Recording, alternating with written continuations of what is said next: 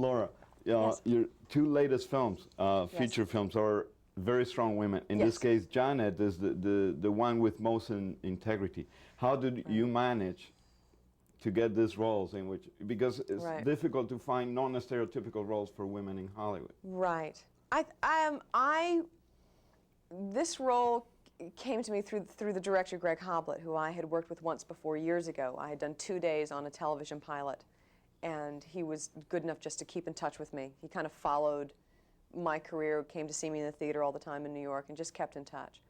So when this movie came his way, he called and said, "I'd like you to audition," and I kind of giggled and said, "Okay, all right," and went in and auditioned and then screen tested all day long, and so it just kind of, luckily for me, they made me the offer. How much you have to do? I think you have to find sections in the script, or there's something about the character that has to deeply intersect with something about your life or something personal. I think I tend to work from a personal base. You tend to find something that you just understand. You understand about a character. You understand something, or something about them you just get, and then you slowly work from there and kind of build out. I don't think it was hard for her. I mean, I think it was hard for her, but she'd never admit it. And part of, it was obviously a relationship that made a tremendous impact on her and resonated deeply, and one that there's a lot of unfinished business. So in a way, she would never give him or anyone the satisfaction of seeing that weakness in her. Why is she against one-night stands? I think she's against one-night stands with people who she has a deeper bond than that. Whether or not she's really against them, I don't know. I'd have to really kind of sit and think about that. I don't think she's a one-night stand type of gal, but who knows? After a Christmas party, anything can happen. I did. I went and was hooked up with a woman in Chicago named Jean Bischoff, who's the assistant state's attorney for the criminal court system of Illinois. And I sat in her office and watched her conduct meetings. She took me to court trials, murder trials. I sat in and watched several of those. We went through the script together, line by line. I asked her a zillion questions, and she was tremendously helpful.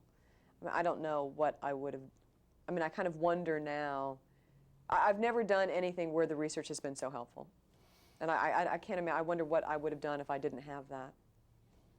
Faked it, I guess. Winged it, probably badly. I don't know. We'll have to see. Certainly it's given me more experience. Certainly now I'm a little more confident working in film than I was before this movie. I think it's helped me that way tremendously. What benefits may come of this, I have no idea. Career-wise, I have no idea. I just know it was such a wonderful experience that it's already. There's some things that might happen, might not happen. You're kind of in that place where you're not sure what the next step is going to be. So until all of that is settled, I'm going to go to Yale University and do a play. It was very different. Oh, absolutely, it's very different. The whole situation is different. The skill required is different. And I'm still learning. I'm still learning about film and TV. And that's why, working with someone like Richard was so helpful, because he has a lot of experience. The man knows what he's doing. He just does. It's been, years and years and years of good, hard work. It pays off that way. I don't think it will about the Catholic Church. What happens with that storyline is not all that novel. It's not like it hasn't been seen before. So I don't think that's like any big deal. I think that's a small plot point. With the judicial system, yeah, I think it probably will. I think people probably will talk about it a little bit, as it should be talked about. Well, it's not the nicest way to go. It's certainly not. I don't think it.